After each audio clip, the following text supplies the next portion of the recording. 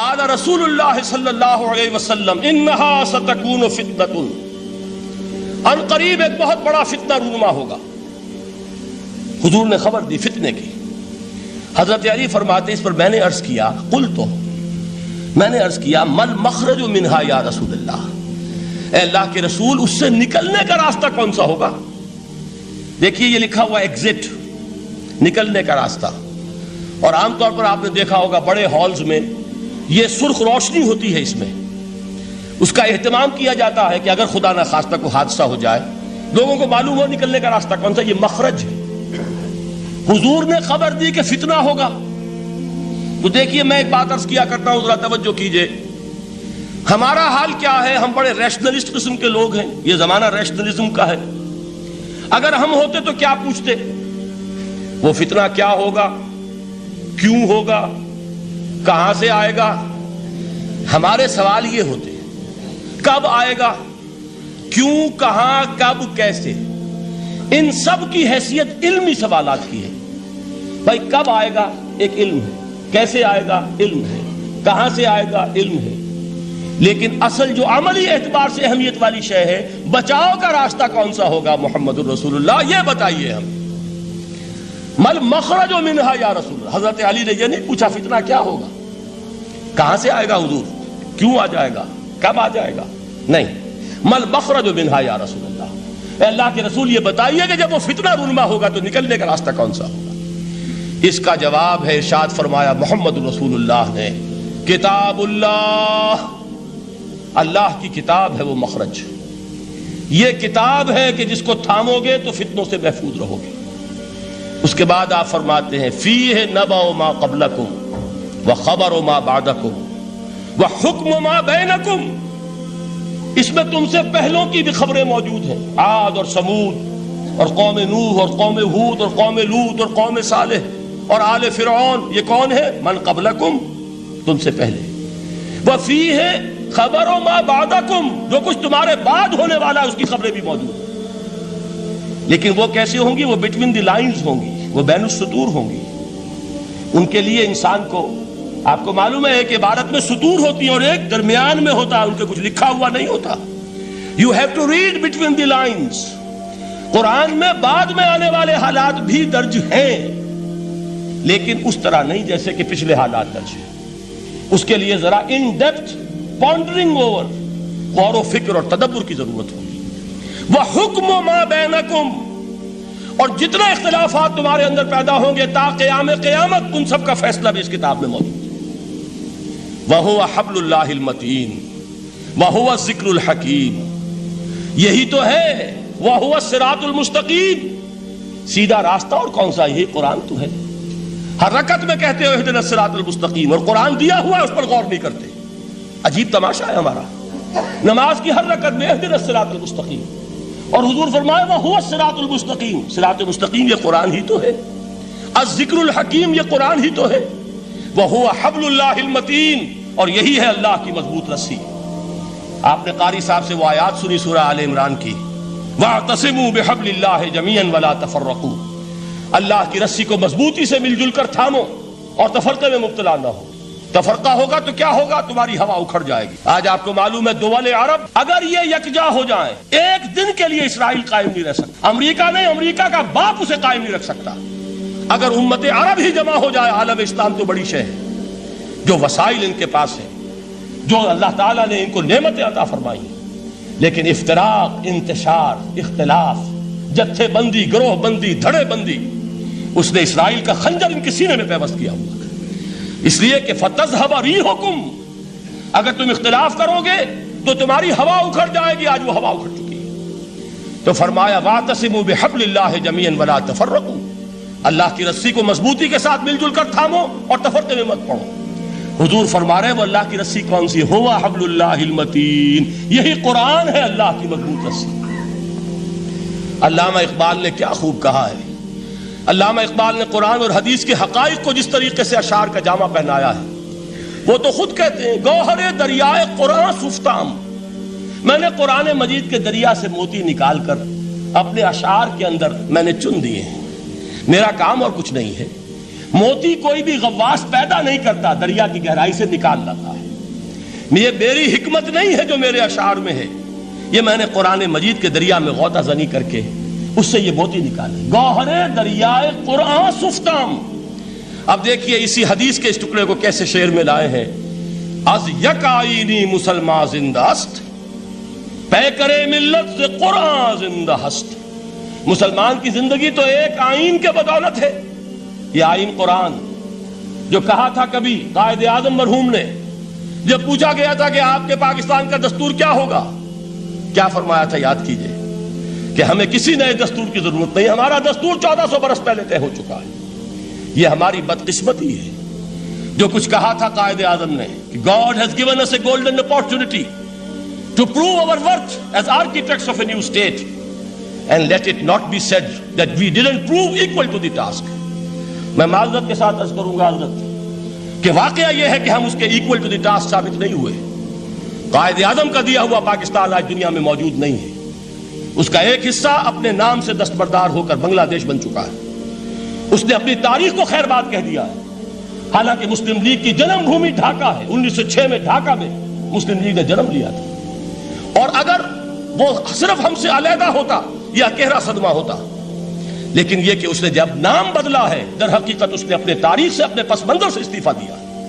یہ ہمارا دوہرا ہمارے لیے صدمے کی بات ہے۔ کیا 2 یمن موجود نہیں ہیں؟ ان میں سے کوئی ایک بھی اپنا نام چھوڑنے کو تیار ہوگا؟ کیا 2 جرمنی دنیا میں موجود نہیں ہیں؟ کوئی ایک بھی ان میں سے اپنا نام چھوڑے گا؟ کیا 2 کوریا نہیں ہیں؟ 2 ویتنام نہیں ہیں؟ تو کیا 2 پاکستان نہیں ہو سکتے تھے؟ ہو سکتے تھے۔ میں یہ کہا کرتا ہوں کہ یہ گہرا صدمہ ہے علیحدگی، اور دوہرا صدمہ ہے، اور اس سے کہیں زیادہ بڑا کہ انہوں نے اپنا نام بدل لیا، اپنی آئیڈینٹی چینج کر دی، انہوں نے وہ نام اپنے ماتھے سے اتار کر خلیج بنگال کے اندر دبو دیا۔ یہ بہت بڑی سزا ہے جو ہمیں ملی ہے۔ کیوں ملی ہے؟ کہ ہم نے 25 برس تک اس قائد جس کو کہا تھا کہ وہ ہمارا آئین ہے، اس کو آئین نہیں بنایا۔ ہم نے دنیا کے سامنے جھولیاں پساری، ہم نے طرح طرح کے نظاموں کو آزمایا، لیکن اس قرآن کی طرف پیش قدمی نہیں کی۔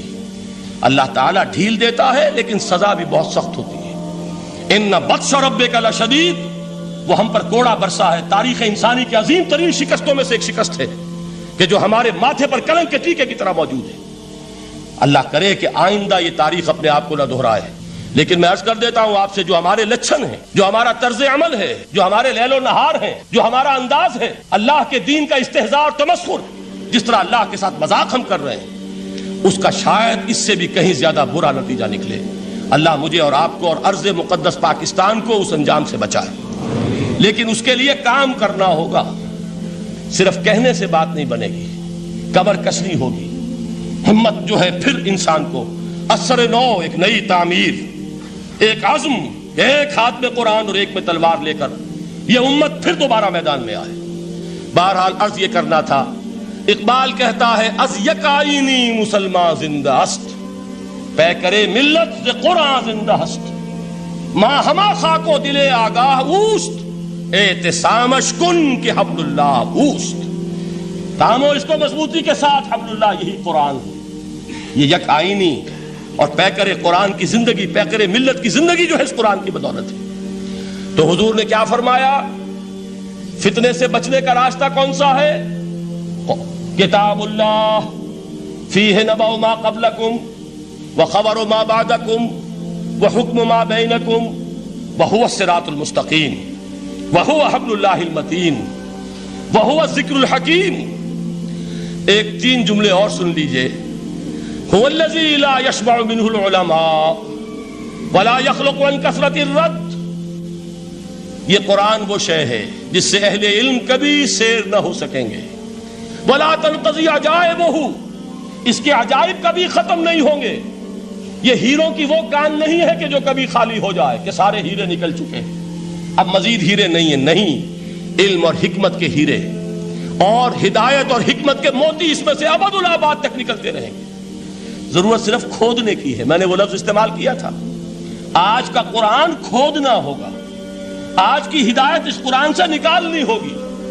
قرآن جب نازل ہوا آن دی سرفیس، بالکل ظاہر وہ تھی اس کی ہدایت جو اس دور کے لیے ضروری تھی۔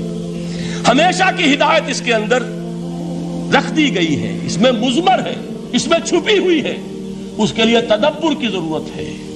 کتاب انزلناہ الیک مبارک لیدبروا آیاتہ ولیتذکر اولو الالباب، لوگ تدبر کریں، اس کی گہرائیوں کے اندر غوطہ زنی کریں۔ لا تنقضی عجائبہ، اس کے عجائب کبھی ختم نہیں ہوں گے۔ ولا یشبع منہ العلماء، اہل علم کبھی اس سے سیر نہیں ہوں گے۔ آپ کو سخت بھوک لگی ہوتی ہے اور کھانا کھانے کی تھوڑی دیر کے بعد اب آپ کا ہاتھ رک جاتا ہے، سیر ہو گئے، بہترین کھانا ہے لیکن نہیں کھا سکتے۔ اگر عام حالات میں وہ آتا تو کبھی نہ چھوڑتے، لیکن اب وہ آپ کا میزبان کہہ رہا کچھ اور لیجیے، تناول فرمائیے ذرا، یہ بھائی نہیں میں اب بھر چکا، یہ آپ کہتے ہیں کہ نہیں؟ حضور فرمایا یہ قرآن وہ شے نہیں ہے جس سے اہل علم کبھی سیر ہو سکے، ان کی پیاس بڑھتی چلی جائے گی، ان کے اندر quest of knowledge, search for wisdom بڑھتی چلی جائے، کبھی بھی انسان یہ محسوس نہیں کرے گا کہ مجھے جو لینا تھا میں لے چکا، بلکہ یہ کہ جیسے جیسے قدم آگے بڑھیں گے تہذیب کے، تمدن کے، علم کے، اتنے ہی قرآن جو ہے وہ آگے بڑھتا چلا جائے گا ہر دور کی رہنمائی کے لیے۔ لا تنقضی عجائبہ ولا یخلق عن کثرت الرد، بار بار کے پڑھنے سے اس پر بوسیدگی طاری نہیں ہوگی۔ دنیا کی اور کتابیں ہیں، ایک دفعہ پڑھ لیں گے، 2 دفعہ پڑھ لیں گے، 3 دفعہ پڑھ لیں گے، 4 دفعہ پڑھ لیں گے، پھر جی نہیں چاہے گا۔ لیکن یہ کتاب وہ ہے، امام شافعی کا میں واقعہ آپ کو سناتا ہوں۔ وہ یہ کہتے ہیں کہ ایک مرتبہ میرے ذہن میں یہ سوال آ گیا کہ اجماع کے لیے بھی قرآن مجید میں کوئی سند ہے، دلیل ہے؟ سب مانتے ہیں کہ اجماع جو ہے سورس ہے قرآن کے اسلامی قانون کی، جس پر کہ امت کا اجماع ہو جائے۔ تو کہتے ہیں میں نے 300 مرتبہ قرآن پڑھا اول سے آخر تک، صرف اس دلیل کی تلاش میں۔ 300 مرتبہ مجھے نہیں ملی، 301ویں مرتبہ جب پڑھ رہا تھا مجھے روشنی مل گئی۔ وہ یبتغی غیر سبیل المومنین کے جو الفاظ آئے ہیں، نولیہ ما تولی ونصلہ جہنم، جو کوئی شخص مسلمانوں کے راستے کو چھوڑ کر کوئی اور راستہ اختیار کرے گا ہم اسے اسی کے حوالے کر دیں گے اور جہنم میں پہنچا دیں گے۔ معلوم ہوا مسلمانوں کا جس پر اجماع ہو جائے اس کو بھی ایک سند حاصل ہے، یہ مسلمانوں کا مجمع علیہ ایک راستہ ہے، اس کو بھی ایک سند اور دلیل کی حیثیت حاصل ہے۔ آپ کے علم میں ہوگا کہ اس وقت دنیا کی کل آبادی سمجھی جاتی ہے 6 ارب یعنی 600 کروڑ، اس میں کم سے کم 120 کروڑ مسلمان ہیں امت مسلمہ۔ گویا کہ ہر 5واں انسان جو ہے دنیا میں وہ حضور صلی اللہ علیہ وسلم کا کلمہ پڑھتا ہے، اتنی بڑی تعداد، اس کے ساتھ ہی کتنا بڑا علاقہ جو ہے اس زمین کا وہ اللہ تعالیٰ نے اس امت کے قدموں تلے رکھا ہے۔ اگر آپ نے نقشہ دیکھا ہو دنیا کا تو آپ کو معلوم ہونا چاہیے کہ شمال میں جو بہت بڑا یہ نظر آتا ہے سائبیریا، روس کا علاقہ، یہ سب غیر آباد ہے۔ اس طرح شمالی امریکہ میں بھی کینیڈا سے اوپر بڑے بڑے آپ کو بر اعظم سے نظر آئیں گے، سب غیر آباد۔ جو آباد علاقہ ہے دنیا کا اور جو زرخیز علاقہ ہے دنیا کا، اس کا کتنا بڑا حصہ ہے کہ جو امت محمد صلی اللہ علیہ وسلم کے قدموں تلے۔ انڈونیشیا، ملائیشیا سے چلے آئیے، اس کے بعد مسلسل چاہے کہیں مسلمان اقلیت میں تھوڑے بہت ہیں، لیکن پھر بنگلہ دیش آتا ہے، بڑی عظیم اکثریت کا ملک ہے۔ پھر بھارت میں اگرچہ اقلیت میں ہے لیکن 20 کروڑ مسلمان بھارت اس وقت ہے۔ پھر جو پاکستان سے شروع ہوا سلسلہ، افغانستان، ایران، چلتے جائیے ادھر ترکستان، چینی ترکستان، روسی ترکستان، پھر آگے چلیے عالم عرب، افریقہ کا پورا شمالی علاقہ، افریقہ کا تقریباً سارا وسطی علاقہ، یہ سب کیا ہے؟ کتنا بڑا رقبہ ہے، اور ہر طرح کی نعمت اللہ نے دی ہے۔ اس میں نباتات ہیں، اس میں معدنیات بھی ہیں، اور سب سے بڑھ کر آج کی دنیا میں جو اہم ترین شے ہے کہ پیٹرول جو ہے، تیل جو ہے، اس کے سب سے بڑے ذخائر وہ ہیں کہ جو مسلمانوں کے قدمے تلے۔ اتنی تعداد میں ہونے کے باوجود، اتنے وسائل کے پر بظاہر قابض ہونے کے باوجود، سوال یہ ہے کہ کیا آج دنیا میں امت مسلمہ کو عزت حاصل یا یہ ذلیل ہے؟ اسے غلبہ حاصل ہے یا مغلوب ہے؟ اسے کوئی دنیا میں وقار حاصل ہے یا یہ بالکل بے وقار ہو کر رہ گئی؟ یہ بات ہے جو ہمارے سمجھنے کی ہے آج کیوں ذلیل کہ کل تک نہ تھی پسند، گستاخی فرشتہ ہماری جناب۔ اس وقت صورت یہ ہو چکی ہے، آپ کو معلوم ہے کہ ہر جگہ پر پسماندگی کا نشان مسلمان ہے۔ ہمارے سارے وسائل پر دوسروں کا قبضہ ہے۔ ایک ہی شے رہ گئی تھی، تیل، خلیج کا تیل، اس پر بھی آ کر امریکہ کی فوجیں ان کے سر پر بیٹھ گئی ہیں۔ سارا کا سارا تیل اب ان کے قبضے میں۔ ادھر خلیج کے دہانے کے دونوں طرف وہ اپنے مورچے بنا رہے ہیں تاکہ یہاں کسی کا داخلہ نہ ہو سکے۔ بڑے بڑے جتنے لوگ ہمارے ان سب کی دولت ان کے پاس ہے۔ کہنے کو تو سلطان اور برونائی دنیا کا امیر ترین آدمی ہے، لیکن دولت ہے کہاں اس کی؟ انویسٹڈ تو وہی ہے، اسی کے بینکوں میں ہے، انہی کی کمپنیوں میں ہے۔ کسی کے پاس کچھ نہیں ہے. سعودی عرب کے کوئی ڈالرز ہیں تو کہاں ہیں؟ جیسے شہنشاہ ایران کا جو اثاثہ تھا، سرمایہ تھا، جو سارا کا سارا انہوں نے جو ہے وہ فریز کر لیا. تو یہ دولت تو ساری وہی ہے. کہنے کو ہے کہ آپ کے اکاؤنٹ میں اتنا روپیہ ہے، لیکن سوال یہ کہ وہ اکاؤنٹ فی الواقع کس کے قبضے میں؟ پھر آپ کو معلوم ہے کس طریقے سے مسلمانوں کے ساتھ سلوک ہو رہا ہے. ہر جگہ پر جہاں چاہے جس طرح چاہے انہیں ستا لیں. اور ان میں بھی سب سے بڑھ کر جو بات میں آپ سے کہوں گا، آج دنیا میں جتنے بڑے پیمانے پر محمد عربی صلی اللہ علیہ وسلم کی توہین و تذلیل ہوئی ہے، پوری انسانی تاریخ میں نہیں ہوئی. رشدی نے کتاب لکھی، بدترین حملے کیے. کیا رنگیلا رسول کتاب تھی جو لکھی تھی کسی ہندو نے، جس کو کہ ایک مسلمان نے پھر خنجر بھونک کر اور ہلاک کر دیا تھا. وہ تو کچھ بھی نہیں تھی. اس کتاب کو رنگیلا رسول کو 100 سے ضرب دیجئے تو یہ کتاب بنتی ہے سیٹنک ورسز، اور وہ ملینز نہیں بلینز کی تعداد میں شائع ہوئی. اس کے خلاف احتجاج اگر کسی نے کیا ہے تو ان کے اوپر جوتے پڑے ہیں، ان پر ڈنڈے پڑے. پوری مغربی دنیا اس کے پیچھے آ گئی ہے، سپورٹ کیا ہے. لے دے کے ایک ملک نکلا ایران، اس نے کم سے کم یہ کہ اس کے قتل کا فتویٰ تو دیا، لیکن کیا کرے، قتل کرنے کی تو نوبت نہیں آئی. پورا عالم عیسائیت اس کی پشت پناہ ہے، اس کی مدد کر رہا ہے. یہ اتنی بڑی توہین محمد رسول اللہ صلی اللہ علیہ وسلم کی اور آپ کی ازواج مطہرات، اور یہ بظاہر ایک ایسے شخص کے ہاتھوں جس کا نام مسلمانوں کا سا ہے، اس کا اتنا بڑے پیمانے پر ہونا.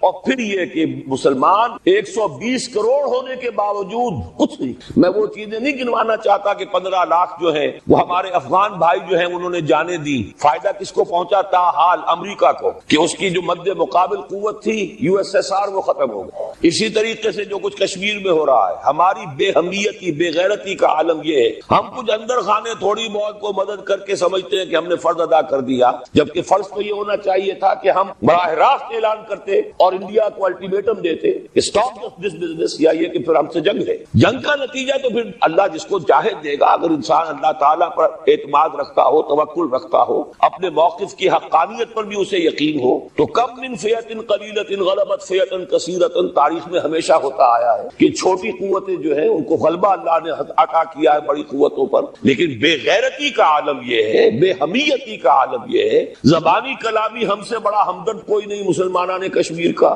جس لیڈر کو دیکھو بڑھ چڑھ کر بیان دے گا، لیکن عملاً ہم کیا کر رہے ہیں؟ یہ ساری صورتحال جو میں نے آپ کو بتائی ہے، ویسے تو اب یہ کہ اگر اس میں ایک خاکہ سا میں نے آپ کے سامنے رکھا ہے، اس میں رنگ بھروں تو ظاہر ہے کہ یہ پورا گھنٹہ اسی میں لگ جائے گا. لیکن جو اس کا اصل لب لباب ہے وہ یہ ہے کہ ہم اپنی جگہ بڑے خوش ہیں کہ ہم امت مرحوم ہیں، ہم تو امت محمد ہیں صلی اللہ علیہ وسلم، ہم تو اللہ کے پیارے ہیں، ہم اللہ کے لاڈلے ہیں، ہمیں اللہ کی شفاعت، ہمیں اللہ کے رسول کی شفاعت بھی ملے گی، جنت تو گویا کہ ہمارا پیدائشی مقام ہے. یہ سارے جو بھی ہمارے ذہنوں کے اندر ہے خیالات، اور یہ جو ہمارے من گھڑت عقائد ہیں، آپ سوچئے کہ جب ہم جو آبجیکٹیو کنڈیشنز ہیں، گیون کنڈیشنز ہیں، جو سامنے کے حالات ہیں، ان سے جب تقابل کرتے تو معاملہ بہت مختلف ہے. یہ کیوں ہے؟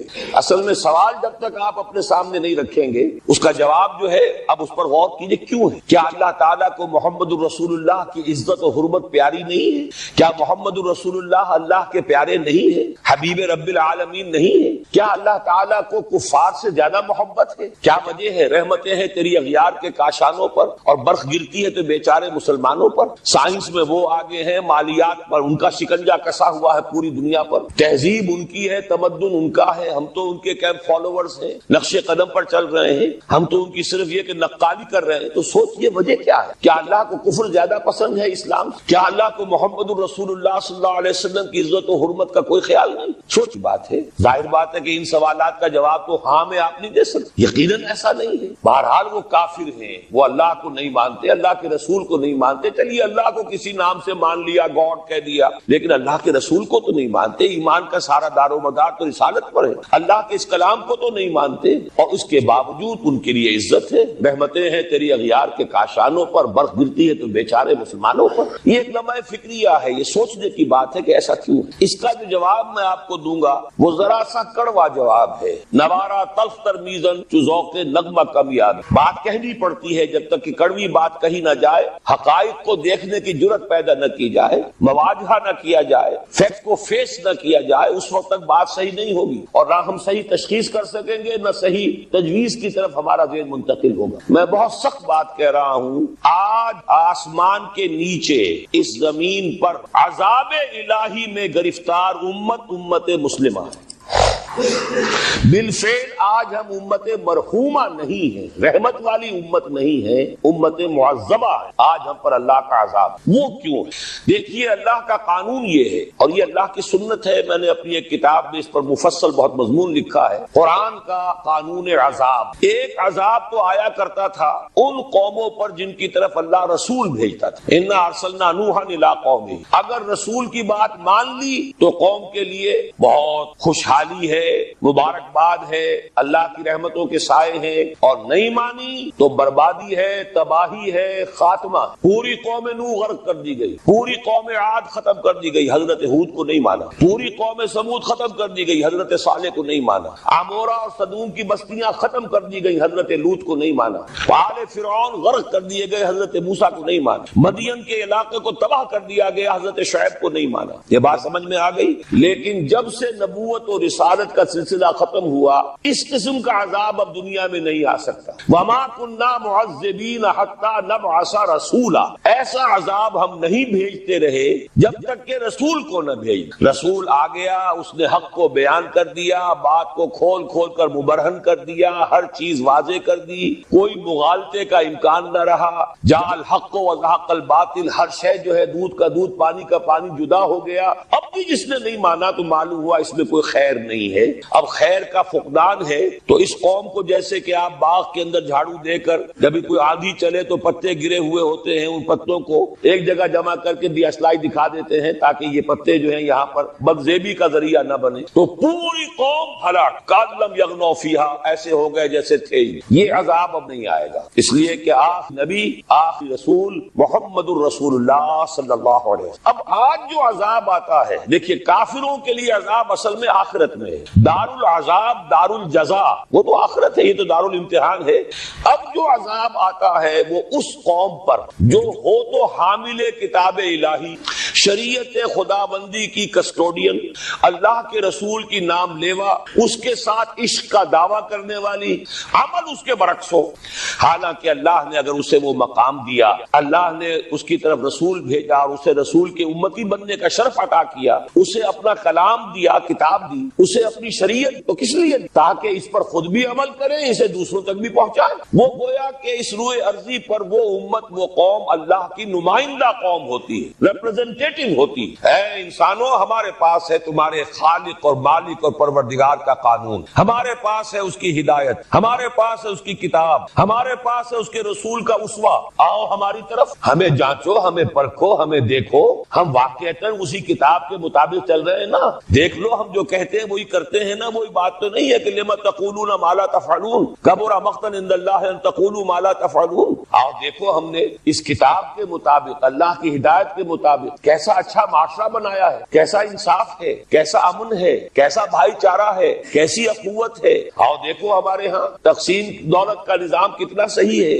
ایسا نہیں ہے کہ کوئی جو ہے اسے دولت کی بدہضمی ہو رہی ہو اور کوئی وہ ہے کہ جو بھوکا مر رہا ہو، ایسا نہیں ہے۔ دیکھو ہمارے ہاں انسانی شرافت، انسانی عزت، انسانی پریسٹیج اور انسان کی حقوق۔ لا على ظهر الارض بیت غبر ولا مدر الا ادخله الله كلمة الاسلام بعز عزيز وذل ذليل اما يعزهم الله فيجعلهم من اهلها او يذلهم لها فيجدون لها۔ یہ ہے حدیث احمد بن حنبل، اور حضرت مقداد فرماتے پھر میں نے کہا اچھا تب تو ہو جائے گی وہی بات، ويكون الدين كله لله، دین کل کا کل اللہ کے لیے ہو جائے گا۔ حدیث کا ترجمہ یہ ہے کہ حضرت حضور نے فرمایا روئے کوئی اینٹ گارے کا بنا ہوا گھر رہے گا، نہ کوئی ان کے بالوں کے بنے ہوئے کمبلوں کا خیمہ رہے گا جس میں اللہ تعالیٰ کلمہ اسلام کو داخل نہ کر۔ لیکن یہ داخلہ کیسے ہو؟ بعز عزیز و ذل ذلیل، یا صاحب عزت کے اعزاز یا مغلوب کی مغلوبیت، یعنی یا تو اللہ تعالیٰ ان کا اعزاز فرمائے گا اور وہ کلمہ اسلام کے خود قائل جائے۔ جب گھر والا خیمے والا اسلام لے آئے گا تو اسلام اس کے گھر میں داخل ہوگا، اس کو بھی عزت، وللہ عزت ولرسولہ وللمؤمنین، عزت تو حق ہے اللہ کا، اس کے رسول کا اور اہل ایمان۔ اور اگر وہ اسلام نہیں کرے گا تو یعجزیت عن ید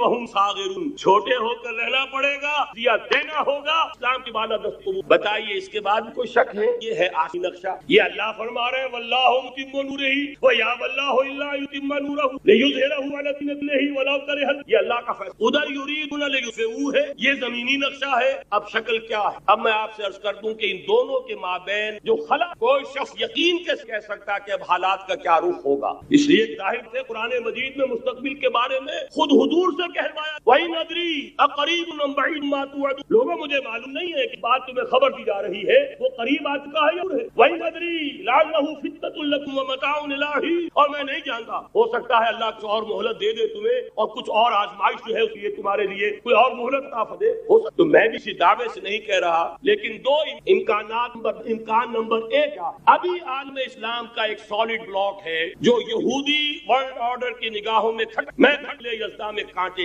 اگرچہ ان کی اسٹریٹجی کیا ہے؟ ایک ایک کر کے ان کے حصے بھرے کر کے تیا پانچا. ابھی وہ بلاک کون سا ہے؟ ایران ہے، افغانستان ہے، پاکستان ہے اور روسی ترکستان سے آزاد ہونے والی جو ریاستیں ہیں. یہ ایک سالڈ، یہ عجمی مسلمان ہے، عربی نہیں عربی گئے. یہ نوٹ کر اس لیے کہ عربوں کو اللہ نے فضیلت تھی، محمد میں سے تھے صلی اللہ علیہ وسلم. یہ روپے بلند مراج کو مل گیا، لیکن ساتھ ہی اللہ نے دھمکی بھی دے دی تھی سورہ محمد میں ان تتولوا یستبدل قوما غیرکم. اگر تم پیٹھ دکھا دو گے اس مشن کو جو ہم نے تمہارے حوالے کیا ہے، تمہیں ہٹائیں گے، کسی اور کو لے آئیں. اور یہ بات ہوتی ہے 13 صدی عیسوی میں 1258 جب سقوط بغداد ہوا ہے. عربوں کے ہاتھ سے عالم اسلام کی قیادت چھین لی.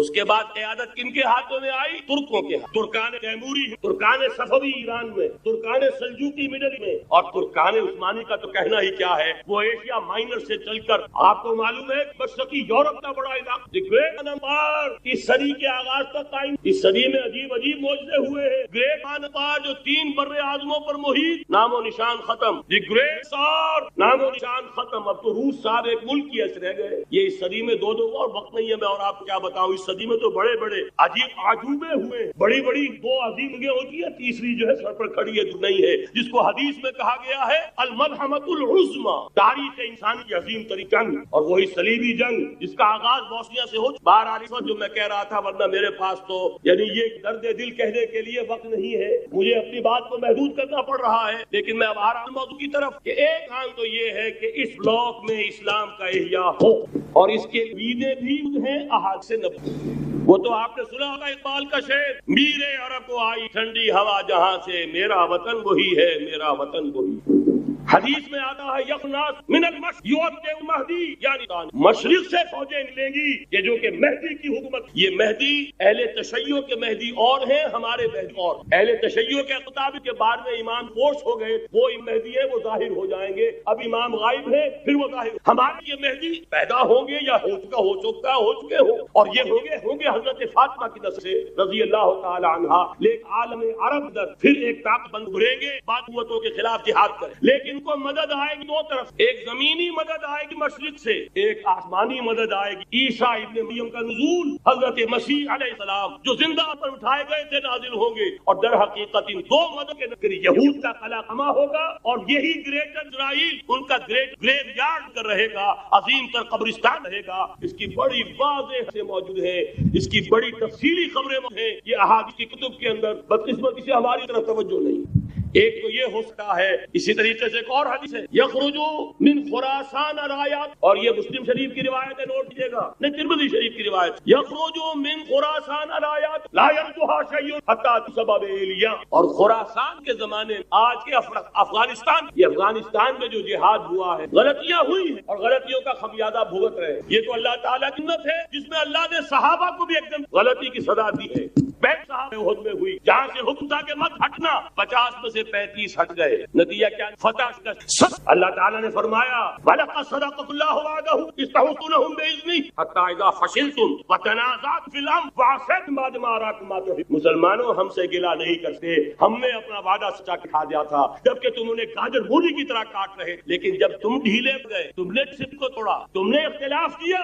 تو اگر صحابہ کرام رضوان اللہ تعالی علیہم اجمعین خیر الناس بعد الانبیاء، پوری نوع انسانی کے اندر انبیاء کے بعد بلند ترین، اگر ان کی بھی غلطی کا خمیازہ جو ہے اللہ نے کھایا، کیوں چکھایا؟ آئندہ کے لیے سبق ہو جائے یہ وَلَيُمَحِّصَ مَا فِيكُمْ، تاکہ تمہارے دلوں کے اندر اگر کہیں کوئی کھوٹ ہے، اور اس لیے بہرحال غلطیاں ہوئی ہیں افغانستان، ایک ساتھ بیعت، بلکہ بدقسمتی اور یہ ہے بیعت کر کے تو عبدالرسیاب صاحب کے ہاتھ پر ہمارے پاکستان کے 7 گروپ جو تھے، انہوں نے حرم میں بیٹھ کر بیعت اور پاک سزا مل گئی۔ آپس کی خانہ جنگی یوں ہی نہیں ہو رہی، کوئی سبق، لہذا آزاد ملے گی، لیکن خون یہاں پر خلوص کے ساتھ دیا گیا ہے، اس کی مقدار نہیں ہے، یہاں سے خیر برآمد ہوگا۔ اور دوسری بات کے بارے میں کر لیجئے، یہ پاکستان بچا کچا Pakistan, what remains of Pakistan اصل میں ہے کیا؟ مولانا بہت خوبصورت انداز میں فرما رہے تھے، یہ 113 نہیں تھے، اسلام تیرا نوٹ، یہ پاکستان نہیں ہے، 4 صدیوں کی تجدیدی مساعی کا حق۔ آپ نے کبھی نوٹ کیا؟ ختم نبوت کے بعد اب سب سے اونچا منصب کا ہے مجددین۔ یا بنی اسرائیل اذکروا نعمتی التی انعمت علیکم واوفوا بعہدی اوف بعہدکم وایای فارہبون۔ بنی اسرائیل، چونکہ یہ لفظ پہلی مرتبہ قرآن مجید میں آ رہا ہے تو یہاں تھوڑی سی وضاحت کرنی ہوگی۔ ابن جو عربی میں بیٹے کے لیے آتا ہے ابن، اس میں جو شروع کا حمزہ ہے یہ در حقیقت اضافی ہے، اصل لفظ جو ہے بے نون پر مشتمل ہے، اسی لیے اس کی جمع سالم آتی ہے بنون۔ قرآن مجید میں المال والبنون زینت الحیات الدنیا، تو یہ جو اس کی جمع سالم ہے وہ در حقیقت بنون ہے، اور پھر اس کی حالت نسبی اور حالت جری بنین ہوگا، اور جب یہ مضاف بن جائے گا تو اس کا وہ نون گر جائے گا، تو اے بنی اسرائیل، اے اسرائیل کی اولاد، لفظی ترجمہ ہوگا اے اسرائیل کے بیٹوں، لیکن یہ کہ مراد اولاد ہے، اس میں برسبیل تغلیب اگرچہ خطاب مردوں سے ہو رہا ہے جیسے کہ قرآن مجید میں اکثر و بیشتر ہے، لیکن یہ کہ اس میں خواتین بھی شامل ہیں۔ تو یا بنی اسرائیل، اے اسرائیل کے بیٹوں، اسرائیل سے مراد کیا ہے؟ اس پر اتفاق ہے، اجماع ہے، حضرت یعقوب کا یہ لقب ہے،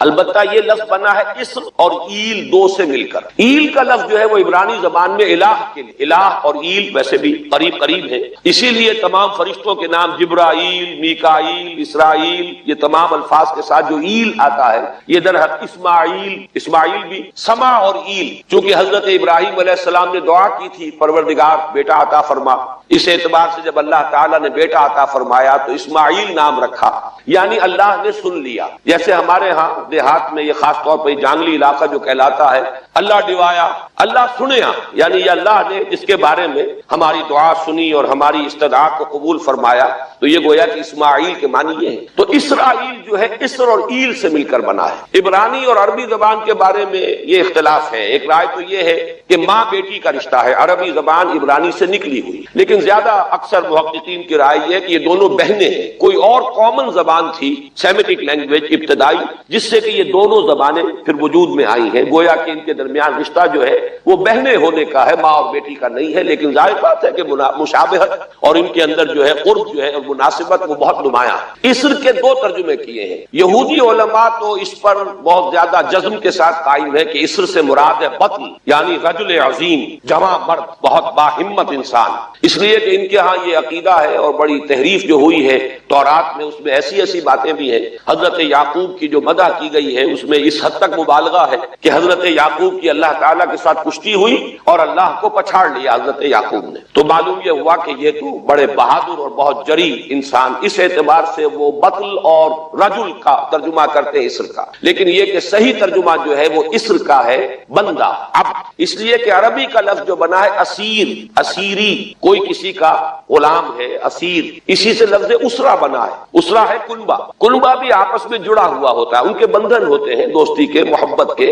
اخوت کے، تو اسی طریقے سے یہ اسر کا لفظ آتا ہے کسی بندھن کے لیے۔ اسیر جو ہے پچھلے زمانے میں جبکہ جیلوں کا رواج نہیں تھا تو اگر کسی شخص کے ذمے کسی کی کوئی رقم ہوتی تھی دینی تو اس شخص کو اس کے حوالے کر دیتے تھے، وہ اس کا ذاتی قیدی ہوتا تھا، ذاتی اسیر، اس کی تحویل میں رہتا تھا، جب تک کہ اس کے اعزاء اقارب آ کر وہ رقم ادا نہ کر دے وہ شخص اس کی تحویل میں رہتا تھا، وہ اس کا اسیر ہوتا تھا۔ اس اعتبار سے غلام کے معنی میں یہ لفظ جو ہے مستعمل ہے، تو اسرائیل کا ترجمہ ہوگا عبداللہ۔ اذان تو میں عرض کر رہا تھا کہ اسرائیل کا ترجمہ ہوا عبداللہ، گویا کہ اب تک ہم نے یا بنی اسرائیل کا ترجمہ کیا اے اللہ کے بندے کی اولاد، مراد ہے حضرت یعقوب علیہ الصلوۃ والسلام۔ حضرت یعقوب حضرت اسحاق کے بیٹے، حضرت اسحاق حضرت ابراہیم علیہ السلام کے دوسرے بیٹے ہیں۔ حضرت ابراہیم کو پہلا بیٹا اللہ نے عطا فرمایا اسماعیل، اسی لیے میں عرض کر چکا ہوں سما اور ایل سے مل کر بنا ہے۔ جو دعا کی تھی انہوں نے، اس دعا کا پہلا جواب جو ملا ہے اللہ تعالیٰ کی طرف سے، اس کی مقبولیت کا جو ظہور ہوا وہ حضرت اسماعیل کی شکل۔ پھر یہ کہ حضرت سارہ کو بھی اللہ تعالیٰ نے اولاد دی اور حضرت اسحاق پیدا ہوا۔ اس وقت یہ جو بشارت دی گئی ہے قرآن مجید میں متعدد مقامات پر آگے چل کر آئے گا کہ حضرت سارہ کے ہاں بھی اولاد ہونے کی جو بشارت حضرت ابراہیم علیہ السلام کو فرشتے دینے آئے تھے، اسی میں یہ بھی تھا کہ نہ صرف یہ کہ تمہیں ایک بیٹا عطا ہوگا بلکہ اس کے بعد پوتا بھی عطا ہوگا، گویا کہ ایک بہت جلیل القدر پوتا۔ اس اعتبار سے ایک رائے یہ ہے کہ یعقوب عقب سے بنا ہے، گویا کہ بشارت میں پہلے ہی سے شامل تھا حضرت یعقوب علیہ السلام کا ذکر بھی کہ اسحاق کے بعد اسحاق کے ہاں ایک بہت جلیل القدر بیٹے کی ولادت ہوگی اور اس کا نام یعقوب ہوگا، یعنی اسحاق کے بعد آنے والا، بیٹے کے بعد جو پوتا آتا ہے۔ لیکن یہود کی رائے یہ ہے کہ حضرت یعقوب پیدا ہوئے ہیں اپنے بھائی عیسو کے ساتھ، یہ تمام بیٹے ہیں حضرت اسحاق علیہ السلام کے، دو بیٹے پیدا ہوئے بیک وقت، جڑواں بھائی۔ پہلے حضرت عیسو کی ولادت ہوئی ہے اور تورات کے الفاظ یہ کہ یعقوب اپنے بھائی عیسو کی ایڑیاں پکڑے ہوئے تولد ہوا، تو چونکہ حضرت عیسو کے بعد حضرت یعقوب کی ولادت ہوئی ہے تو گویا کہ اس وجہ سے ان کا نام حضرت اسحاق نے یعقوب رکھ دیا، عقب میں آنے والا، بعد میں آنے والا۔ بہرحال حضرت یعقوب علیہ السلام کے پھر 12 بیٹے ہیں جن کی تفصیل پوری موجود ہے۔ یہ تاریخ جو ہے بڑی ریکارڈڈ ہے، اس لیے کہ بنی اسرائیل کی یہ تاریخ جو ہے books of the old testament میں اس کی پوری تفصیل موجود ہے۔ 4 بیویاں تھی حضرت یعقوب علیہ السلام کی جن سے 12 بیٹے ہوئے، 3 بیویوں سے 10 بیٹے تھے اور سب سے چھوٹی بیوی سے 2 بیٹے تھے حضرت یوسف اور بنیامین، اور ان دونوں سے حضرت یعقوب علیہ السلام کو بڑی محبت تھی۔ حضرت یوسف سے چونکہ یہ تاریخ شروع ہوتی ہے اس اعتبار سے کہ انہیں ان کے بھائیوں نے کنویں میں ڈالا، پھر اللہ تعالیٰ نے وہاں سے ان کے نکلنے کا سامان کیا، پھر مصر پہنچایا، پھر مختلف مراحل سے گزار کر انہیں وہاں ایک بہت اونچی پوزیشن تک پہنچایا۔ تو حضرت یوسف علیہ السلام سے اس اعتبار سے ان کی تاریخ شروع ہوتی ہے۔ 1906 قبل مسیح میں حضرت یوسف علیہ السلام کی پیدائش ہے، جہاں تک صحیح اندازہ کیا جا سکا ہے۔ یوں سمجھئے کہ آج سے تقریباً 4000 سال قبل یہ حضرت یوسف کی پیدائش ہے، اور حضرت یوسف پڑ پوتے ہیں حضرت ابراہیم کے۔ ان میں اگر آپ 200-250 سال کا اور اضافہ کریں تو آج سے کوئی 4,2500 سال قبل کی شخصیت بنتے ہیں حضرت ابراہیم علیہ السلام۔ حضرت یوسف کے زمانے میں پھر جیسے کہ وہ تفصیل سورہ یوسف میں آئے گی، یہ پورا خاندان آ کر کنعان میں تھے لیکن وہاں سے آ کر مصر میں آباد ہو گئے۔ مصر میں ان کا بڑا اعزاز ہوا، اکرام ہوا۔ اس کے خاص حالات تھے کہ مصر میں اس وقت جو بادشاہت تھی وہ اصل مصر کے لوگوں کی نہیں تھی، بلکہ یہ بھی سیمیٹک لوگ تھے جو جا کر جنہوں نے عراق وغیرہ کے علاقے سے ہی جا کر انہوں نے فتح کیا تھا مصر کو، لہذا انہیں فرعون نہیں کہا گیا قرآن مجید میں، وہ فرائنہ کا خاندان نہیں ہے بلکہ وہ تاریخ میں ہکسوس کنگز کہلاتے، تاریخ مصر میں وہ 15واں خاندان کہلاتا ہے وہاں کے بادشاہوں کا، 15th ڈائنیسٹی۔ اور یہ چونکہ لوکل نہیں تھا اس لیے ان کو فرعون نہیں کہا جائے گا بلکہ یہ ہکسوس کنگز چرواہے بادشاہ تھے کہ جو عرب کے ان علاقوں سے آئے تھے جزیرہ نما سے، اور وہاں سے وہ چرواہے تھے۔ ان کا تو پیشہ ظاہر بات ہے صحرا میں کیا ہوتا ہے، بھیڑیں بکریاں پالنا، لیکن انہوں نے آ کر مصر کو فتح کیا، وہاں ان کی بادشاہت ہو گئی۔ محسوس ایسا ہوتا ہے کہ ایک سیاسی پہلو موجود تھا، وہ جو بادشاہ مصر نے جس طریقے سے اعزاز کیا ہے حضرت یوسف علیہ السلام کا، پھر جو اختیار دیا، جو اقتدار دیا، جو ان کو حیثیت دی، پھر انہیں اجازت دی کہ اپنے پورے خاندان کو بلا لیں، اور پھر مصر کا بہترین جو زرخیز ترین علاقہ تھا وہ انہیں عطا کر دیا کہ یہاں آباد ہو جاؤ۔ جشن کا علاقہ، یا گوشن بھی کہتے ہیں، جشن بھی کہتے ہیں۔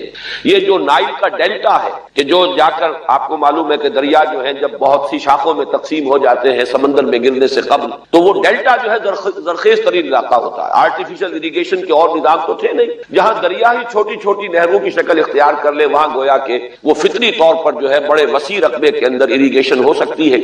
تو اس ڈیلٹا کے علاقے میں بہترین علاقہ ان کو دیا گیا، وہاں آباد ہو جاؤ۔ وہاں یہ رہے ہیں گویا کہ پیرزادوں کی حیثیت۔ ابھی ان کے پاس کوئی شریعت نہیں، ابھی کوئی کتاب نہیں ملی، ابھی صرف یہ ایک خاندان ہے، حضرت ابراہیم کی نسل کا ایک خاندان۔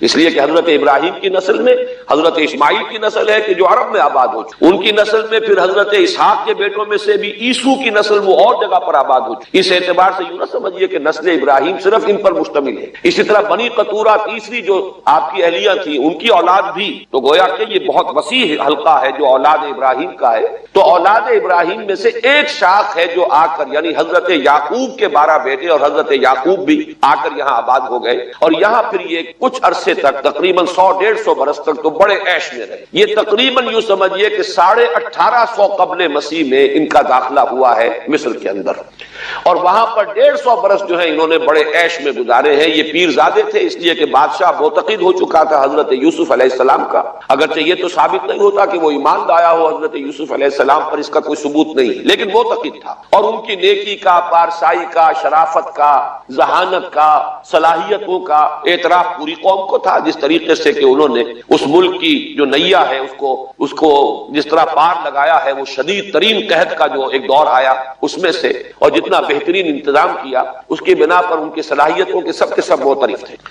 تو وہ 130 برس کی عمر میں غالباً ان کا انتقال ہوا ہے، اور 80 برس تک انہوں نے مصر پر، گویا کہ جو سب سے زیادہ با اختیار شخص وہاں تھا بادشاہ کے بعد، بادشاہ اپنی جگہ پر تھا، لیکن یہ کہ جو بادشاہ کے بعد سب سے زیادہ با اختیار شخصیت تھی وہ حضرت یوسف کی تھی 80 برس۔ اس عرصے میں، اور پھر یہ 150 برس جو میں نے عرض کیا ہے کہ اس میں یہ خوب پھلے پھولے، ان کی اولاد جو ہے وہ کثرت کے ساتھ پھیلی، لیکن اس کے بعد وہاں پھر ایک انقلاب آیا۔ اس انقلاب کو آپ کہیں گے جیسے کہ مختلف ممالک میں آتا ہے، اب سنز آف دی سوائل، جو اس ملک کے رہنے والے تھے، اصل آبادی قبطیوں کی، انہوں نے بغاوت کی اور ہکسوس کنگز کو نکال دیا، وہ خاندان ختم ہو۔ جب وہ چلے گئے تو جو ہکسوس کنگز کے یہ گویا کہ بہت ہی منظور نظر تھے، اور یہ مراعات یافتہ طبقہ تھا بنی اسرائیل کا، حضرت یعقوب کی اولاد کا، اب ان پر عتاب شروع ہوا، اب ان کا زوال آیا۔ تو یوں سمجھیے کہ تقریباً 400 برس اس کے بعد ان کے بڑی ہی شدت کے اور بڑی سخت غلامی کے، رفتہ رفتہ اس میں شدت پیدا ہوتی گئی ہے،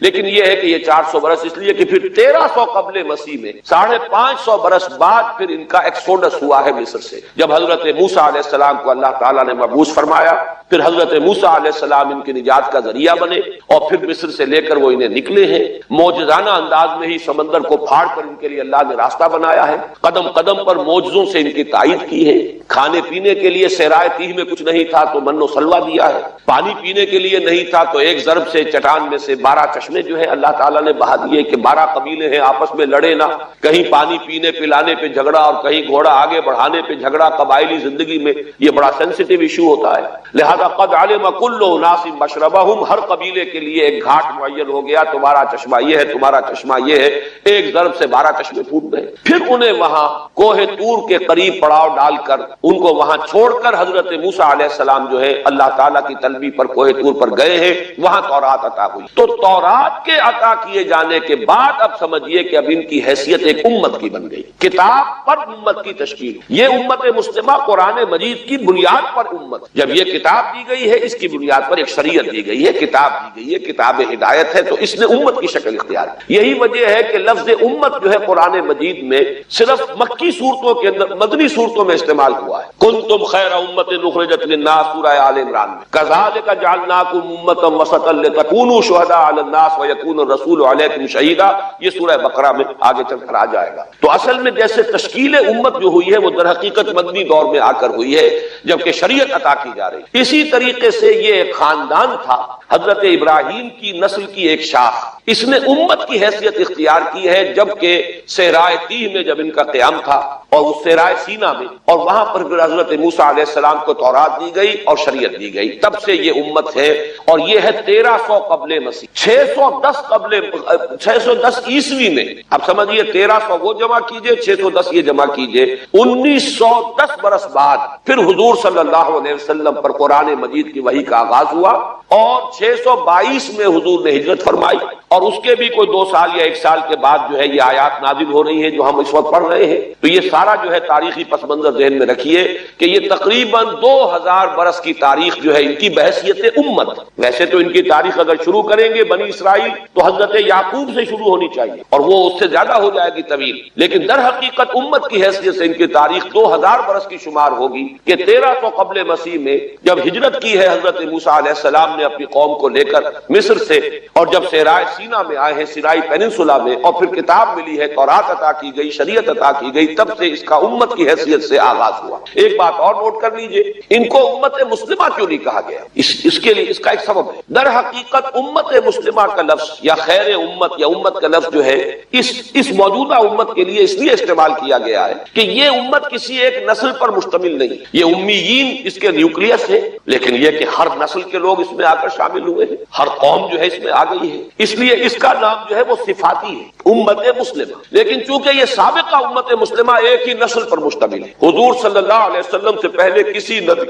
اور کسی رسول کی بعثت اس کی قوم سے باہر نہیں ہوئی، کسی ایک خاص قوم کی طرف بعثت ہوئی ہے، کسی خاص علاقے کی طرف بعثت ہوئی ہے۔ بعثت عمومی علاقہ کافۃ الناس، یہ صرف محمد الرسول اللہ صلی اللہ علیہ وسلم کی امتیازی شان ہے۔ وما ارسلناک الا کافۃ للناس بشیرا ونذیرا۔ اس اعتبار سے ان کا جو ہے اس میں علم گویا کہ بنی اسرائیل ہی ہے کہ جو برقرار رہا ہے، اے اسرائیل کی اولاد۔ اگرچہ میں اس موضوع پہ تقریریں کر چکا ہوں، لیکن آج پھر اس گفتگو کے حوالے سے بات چیزیں تازہ کرتا ہوں۔ اس وقت عالمی سطح پر یہودی جمع عیسائی بریکٹ میں کر لی، اور امریکہ جمع یورپ یہ بریکٹ میں کر لی۔ ان کا اندر معاملہ کیا ہے؟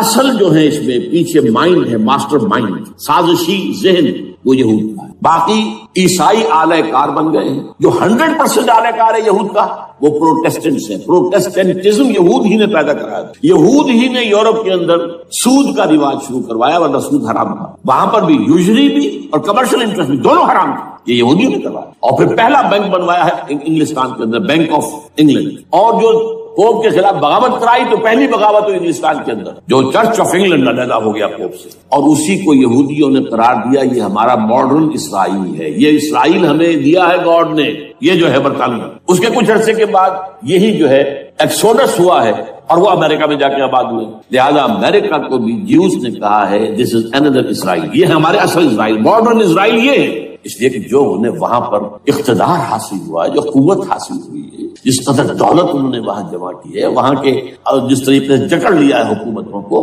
فرنگ کی رگے جہاں پنجے یہود میں ہے۔ ٹھیک 100 سال پہلے علامہ اقبال یہ مشاہدہ کر کے آ گئے تھے یورپ میں، اور کون دیکھنے والا تھا کہ وہاں کیا ہو رہا ہے، بیہائنڈ دی سین کیا ہے، سامنے کیا ہے، پردے کے پیچھے کیا ہے۔ فرنگ کی رگے جہاں پنجے یہود میں، اس وقت فرنگ کا امام تھا برطانیہ، یہ وہ سلطنت تھی جس پر سورج کبھی غروب نہیں ہوتا تھا۔ آج وہ فرنگ کا امام امریکہ، یہ برطانیہ تو اب وہ جو ایک نظم ہے کہ بچپن میں پڑھی تھی، London bridge is going down going down going down, اس کی مثال ہے۔ برطانیہ کی کوئی حیثیت ہی نہیں، ورلڈ پاور کی حیثیت نہیں ہے، وہ تو چھوٹا بھائی اس نے بنا رکھا امریکہ نے اپنا، تو اس حیثیت سے جو ہے اس کی کوئی حیثیت ہے، ورنہ کوئی اور حیثیت نہیں۔ بہرحال ان دونوں میں یہ ہے کہ پیچھے ماسٹر مائنڈ، سازشی ذہن، پلاننگ، اسکیم ساری یہودی، اعلی کار امریکہ سب سے بڑھ کر، اس کے بعد برطانیہ، اور اس میں اصل پروٹیسٹنٹس، ان میں بیپٹسٹ، ان میں اس سے بھی آگے بڑھ کر ایونجلسٹ، جن کو کہتے ہیں بورن اگین کرسچنز، جن کو کہتے ہیں نیو کنزرویٹو کرسچنز، یہ تمام اصطلاحات آپ اخبارات میں پڑھتے ہوں گے، ان کو گروپ کرنا،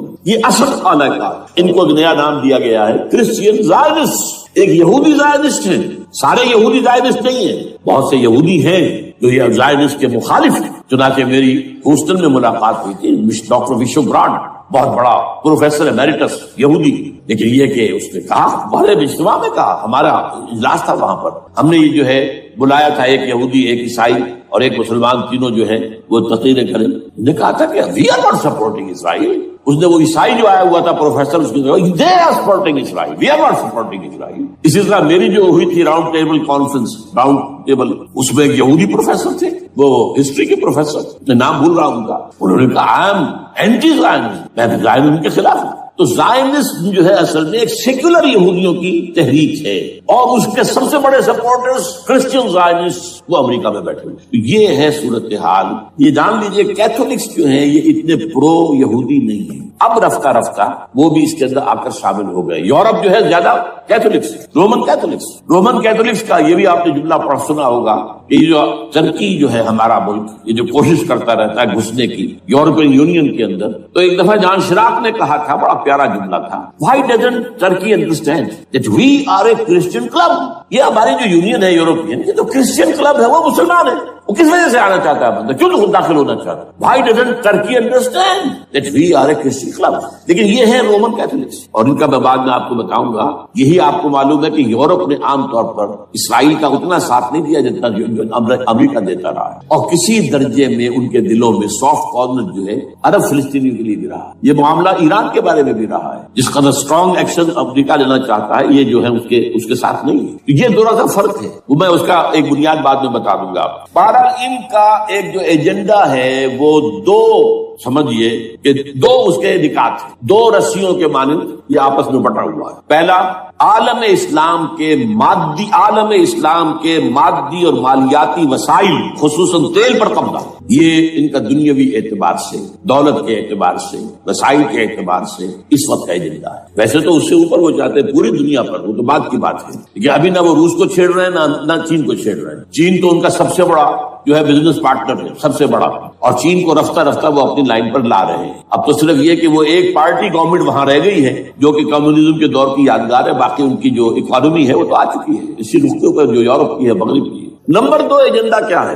دنیا میں کہیں بھی اسلام کے بحیثیت ایک نظام زندگی ظاہر ہونے کا کوئی موقع نہیں دینا. We have to nip the evil in the bud at any cost. یہ ان کے ایجنڈے کا دوسرا بڑا. یہ دو انٹرٹوائنڈ، جیسے آپ لڑیوں کو بٹ دے کر رسی بناتے ہیں، ایسے یہ دو لڑیے ہیں. اسلام کا پولیٹیکل سوشو اکنامک سسٹم کہیں نہ آ جائے، ہو نہ جائے آشکارا شر پیغمبر کہیں. یہ ابلیس نے کنکلوڈ کیا، مجھے ابلیس کی مجلس شورا ہے، ہو نہ جائے آشکارا شر پیغمبر، کہیں ایسا نہ ہو کہ پیغمبر کی شریعت دنیا کے سامنے آ جائے، پیغمبر کا نظام آ جائے. الحذر، آئین پیغمبر سے 100 بار الحذر. حافظ ناموس زن، مرد آزما مرد آفری، یہ معاشرت کی نظام ہو گیا. موت کا پیغام ہر نوع غلامی کے لیے، نہ کوئی فخور و خاکہ نہ گدائے رہنشی، یہ سیاسی نظام آ گیا. اور کرتا ہے دولت کو ہر آلودگی سے پاک صاف، منعموں کو مال و دولت کا بناتا ہے امین. تم دولت کے امین و مالک نہیں ہو. اور اس سے بڑھ کر اور کیا فکر و عمل کا انقلاب، بادشاہوں کی نہیں اللہ کی ہے یہ زمین. ان الارض للہ، یہ نظام کہیں نہ آ جائے. یہ ہے جس پہ کہ وہ خطرہ محسوس کر رہا تھا. اور اس کے بعد یہ کہتے ہیں یہ تو تھا عصر حاضر کے تقاضے، لیکن یہ کہ صورتحال کیا ہے؟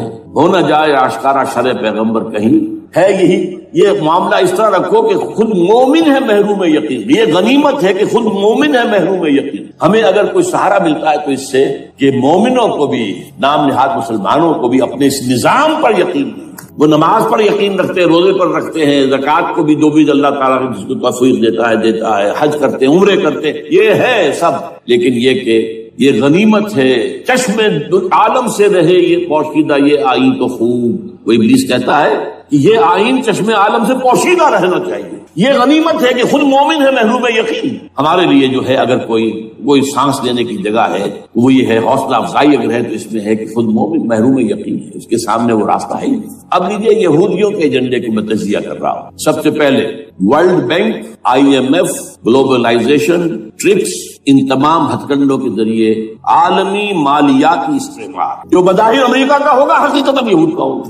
یہودیوں کے نزدیک پوری نوع انسانی حیوانوں کے مانند ہے. They are not human beings, they are goyim, they are Gentiles. یہ انسانی شکل میں حیوان ہیں، اور جیسے حیوانوں کو ایکسپلائٹ کرنا، استعمال کرنا انسانوں کا حق ہے. گھوڑے کو آپ باندھتے رہے نا ٹانگے کے آگے، اور بیلوں سے آپ ہل جتواتے رہے ہیں، تو جیسے یہ حق ہے ایسے ہمارا حق ہے پوری دنیا کے جو ہے وسائل ان کو کھینچے. ہاں جیسے گھوڑے اور بیل کو بھی کچھ نہ کچھ دانا تو ڈالنا پڑتا ہے، چارہ تو دینا پڑتا ہے، تو ان کو بھی کچھ دو. یہ پوری نوع انسانی ورکرز بن کر رہ جائے، حیوان بن جائیں، بالکل شہوت کے غلام بنا دو انہیں، اخلاقی اقدار کا بیڑا غرق کر دو، خاندانی نظام کو تہوبارہ کر لو. یہ باقاعدہ جو protocols of the elders of the Zion سب میں موجود ہے لکھا ہوا، جو 1897 میں انہوں نے پاس کیا اپنا پروگرام. بیسل سوئٹزرلینڈ کا ایک شہر ہے. Protocols of the elders of the Zion. ان کو حیوان بنا دو، بس حیوانوں سے کام لیتے رہو. ہاں ان کی کمائی کا کچھ حصہ ان کے لیے چھوڑ دو، وہ بھی زندہ رہیں، وہ بھی آخر کام کیسے کریں گے. اور اصل جو ہے ملائی کھینچ دو اپنے اس نظام کے ذریعے. World bank, IMF، stock exchange, TRIPS, globalisation, اس کے ذریعے سے عالمی مالیاتی استعمار.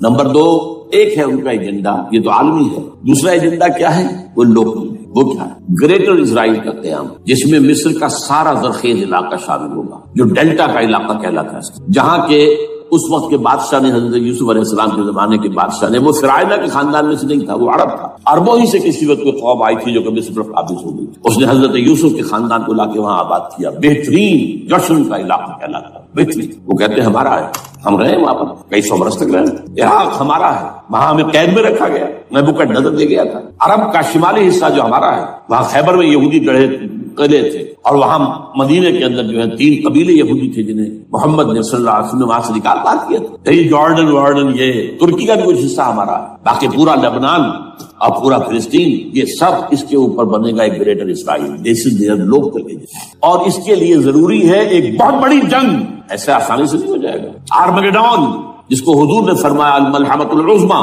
الملحمۃ الکبریٰ، بہت بڑی جنگ جس کی خوفناکی اور تباہ ناکی کا اندازہ اس سے کیجئے، حضور فرماتے ہیں کہ اگر ایک باپ کے 100 بیٹے یا ایک دادا کے 100 پوتے ہوں گے تو ان میں سے 99 ختم ہو جائیں گے، ایک بچے گا، اور ایک جگہ فرماتے ہیں اتنی اموات ہوں گی، اتنی لاشیں ہوں گی کہ ایک نفاست پسند پرندہ جو ہے، جو گندگی پہ نہیں اترنا چاہتا، ایک تو ہے یہ کوے، چیلیں، گیدڑ، وہ تو گندگی ہی کی تلاش میں ہے مردار کھانے کے لیے، وہ تو لاشوں کو نوچ رہے ہوں گے، وہ پرندہ جو ہے نفاست پسند پرندہ، وہ نہیں اتر سکے گا، اڑتا اڑتا چلا جائے گا، لیکن لاشوں کا سلسلہ ختم نہیں ہوگا، یہاں تک کہ تھک ہار کر لاشوں پر گر جائے گا، یہ دور نہیں ہے، اس لیے کہ اس پر متفق ہیں یہودی بھی اور عیسائی، پروٹسٹنٹس عیسائی اس کے اوپر پوری طرح متفق۔ آرمگیڈون جسے آپ 3rd ورلڈ وار کہہ لیں، الملحمۃ العظمی کہہ لیں، الملحمۃ الکبریٰ کہہ لیں، حضور کے الفاظ میں یہ آئے گا، اس کے نتیجے میں گریٹ اسرائیل بنے گا۔ نمبر 3 پھر بنے گا 3rd ٹیمپل، جو ٹائٹس نے گرا لیا تھا 70 میں، سن 70 عیسوی، جسے گرے ہوئے کتنا عرصہ ہو گیا، 2008 اندازہ کر لیجیے، 1800 کتنے برس ہو چکے، وہ دوبارہ بنائیں گے 3rd ٹیمپل، اور اس کے لیے مسجد اقصی کو گرائیں گے اور ڈوم آف دی راک، قبۃ الصخرہ، وہاں لا کر پھر اس میں کنگ ڈیونز تھرون لا کے رکھا جائے گا۔ یہ بھی میرے علم میں پہلی مرتبہ اسی ٹرمپٹ کی اشارے سے آیا، وہ کیا ہے؟ حضرت داؤد کا، آج سے کتنے 1000 سال پہلے کی بات ہے، اندازہ کیجیے، 1000 قبل مسیح، اور یہ اب 2000 ہو گیا عیسوی، 3000 برس تو ہو گئے۔ وہ کیا تھا؟ ایک پتھر تھا جس پر بٹھا کر حضرت داؤد کی تاج پوشی کی گئی، پھر اسی پر حضرت سلیمان کی تاج پوشی، تو اسی پر ان کے بادشاہ آتے رہے، تاج پوشی ہوتی گئی۔ ٹائٹس نے جب گرایا ہے سن 70 عیسوی میں، یروشلم کو برباد کیا، 1,33,000 یہودی ایک دن میں قتل کیے، ایک دن میں، باقی نکال دیا، بھاگ جایا۔ اس کو کہتے ہیں diaspora, that started in 70 AD، یہ منتشر ہو گیا، جس کا جہاز سیل سمایا چلا گیا، یورپ میں چلے گئے، شمالی افریقہ میں، مسلمان ملکوں میں، انڈیا میں آ گئے، ایران میں آ گئے، سب جگہ وہاں سے نکال دیے ڈائسپورا۔ بہرحال وہاں سے وہ ٹائٹس وہ پتھر لے گیا، وہ روم میں لے گیا، روم سے کسی طرح وہ آئرلینڈ پہنچ گیا۔ آئرلینڈ پیور کیتھولک ملک ہے، آپ کو معلوم ہوگا، اور وہاں پر پروٹیسٹنٹس کی اور کیتھولکس کی جنگیں ہوتی رہتی، کبھی بھی شیعہ سنی مسلمانوں کی اس طور سے خانہ جنگی نہیں ہوئی ہے جیسے کہ وہاں ان دو عیسائیوں میں کیتھولکس اور پروٹیسٹنٹس میں ہوتی ہے، وہ رومن کیتھولک ملک ہے۔ وہاں سے وہ انگلینڈ میں آیا، انگلینڈ میں جب آ گیا، بلکہ وہاں سے اسکاٹ لینڈ سے انگلینڈ میں پھر اس کو ایک کرسی کے اندر اس کی سیٹ کی حیثیت سے بنا کر ایک تھرون کی شکل دے دی گئی، اور وہ جو ویسٹ منسٹر ایبے ہے، برطانیہ کے پارلیمنٹ کے ساتھ جو چرچ ہے ویسٹ منسٹر ایبے، وہاں اس کو لا کے رکھ دیا گیا۔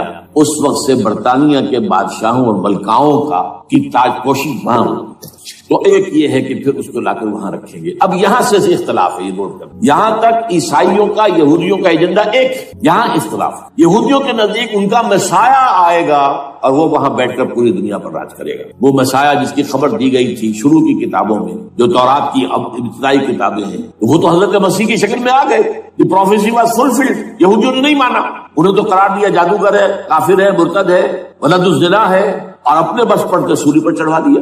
وہ دوسری بات ہے، اللہ نے کیا کیا، وہ ایک علیحدہ مسئلہ ہے۔ چنانچہ یہ کہ دی سچویشن از ویکنٹ، وہ مسیحا کی جگہ ابھی باقی ہے ان کی، and they are waiting for ہم، تو وہ آئے گا اور وہ یہاں اس تخت داؤد پر بیٹھ کر پوری دنیا پر ہوگا۔ عیسائیوں کا کہنا کیا ہے کہ در حقیقت حضرت مسیح نازل ہوں گے، سیکنڈ کمنگ آف جیسس، جس کو ہم بھی مانتے ہیں، اگرچہ ہوگا کیسے، حالات و واقعات کا کیا ہمارے نزدیک رنگ ہے وہ کچھ مختلف ہے، وہ ویسے بیان نہیں کر سکتے۔ حضرت مسیح علیہ السلام پہ اس تخت پر بیٹھیں گے ان کے عیسائیوں کے مطابق۔ چنانچہ پوپ جو مر گیا ہے پال II اس کو یہ ٹرمپٹ والے کہتے ہیں شیطان، اور ان کا کہنا یہ ہے کہ اس شیطان نے the old ancient holy Roman empire کو ریوائیو کیا ہے یونائٹڈ یورپ بنا کر، اور ان کا مقصد کیا ہے کہ یہ فلسطین میں ایک رومن کیتھولک حکومت قائم کرنا چاہتے ہیں۔ یہودی اپنی حکومت چاہتے ہیں جو ہے، اور وہ اپنی حکومت چاہتے ہیں، یہ ان کا کہنا ہے۔ یہ میں نہیں جانتا کہ اس میں کس حد تک امہ ایک دوسرے پر الزام درست، لیکن جیسے کہ آپ کو معلوم ہے کہ انڈونیشیا کے اندر بھی ہوا تھا، ایک جزیرے کو تقسیم کر دیا، ایک حصہ جو ہے اس کا وہ رومن کیتھولک ریاست بن گیا، شاید نائجیریا میں بھی اس طرح کا معاملہ ہوا ہے تھوڑے علاقے کے اندر، وغیرہ وغیرہ۔ تو یہ ہے، لیکن بہرحال یہ ان کا۔ عیسائیوں کا معاملہ کیا ہے؟ میں نے جیسا کہ بتایا کہ یہ تو اس ایجنڈے کے اندر متفق، اور عیسائی بھی ورلڈ ڈومینیشن، مالیاتی جو ہے استعمار، اس کے لیے کوشاں ہے، لیکن ان کے نزدیک حضرت عیسیٰ ابن مریم آئیں گے علیہ الصلوۃ والسلام، اور وہ حکومت کریں گے۔ اس پورے ڈرامے کا اسکرپٹ پورا یہودیوں کا لکھا ہوا، اور انہی کی سازش اس پورے ڈرامے کے پیچھے ہے۔ البتہ بظاہر اس ڈرامے کا بڑا کیریکٹر جس سے آپ ہیرو کہیں وہ امریکہ ہے، اور اس کے تابع یورپ بھی ہے۔ یہ ہے عالمی سطح پر معاملہ اس وقت۔ ویسے میری 2 کتابیں جو ہے اس پر، کتابچے ہیں، 4 سال پہلے میں نے اسی مقام پر 2 تقریریں کی تھی، ایک موجودہ عالمی حالات اور اسلام کا مستقبل، وہ دوسرا حصہ جو میں اس وقت نہیں چھیڑ رہا، ہوگا کیا اصل، جس میں یہ ہے کہ کہیں اسلامی ریاست قائم ہو، خلافت کا نظام قائم ہوگا کہاں ہوگا یہ میں بات نہیں کر رہا۔ حضرت مہدی کا ظہور ہوگا، وہ آئیں گے عرب کے اندر، پھر یہ ہے کہ وہ جو گریٹر اسرائیل کے خلاف جہاد ہوگا، اور اللہ کرے گا کہ رفتہ رفتہ یہ ممالک جو ان سے لے لیے جائیں گے، یہاں تک کہ بالآخر ایک یہودی اعلان کر دے گا میں ہوں مسیح، جس کو کہ عیسائی بھی کہتے ہیں اینٹی کرائسٹ، اور یہ کہتے ہیں یہ بیپٹسٹ بھی کہ اینٹی کرائسٹ جو ہے وہ یہودی ہوگا، جبکہ کچھ عرصے پہلے بہت بڑا پروپیگنڈا ہوا تھا کہ اینٹی کرائسٹ جو ہے، دجال جو ہے، وہ تو مسلمان ہوگا، نہیں، لیکن وہ کہتے ہیں کہ ہوگا یہودی ہوگا، اور پھر اس یہودی کو قتل کریں گے حضرت مسیح، دی ریئل مسیح، اصل مسیح جو اٹھا لیے گئے درمیان میں، وہ آئیں گے، اور ان کے ہاتھوں دجال بھی قتل ہوگا، اور پھر مسلمانوں کے ہاتھوں ایک ایک یہودی قتل، پھر ایک عالمی اسلامی ریاست قائم ہوگی حضرت مسیح کے ہاتھوں، اور وہاں پر حضرت مسیح ایک حدیث میں آتا ہے 40 برس تک پوری دنیا پر حکومت کرے۔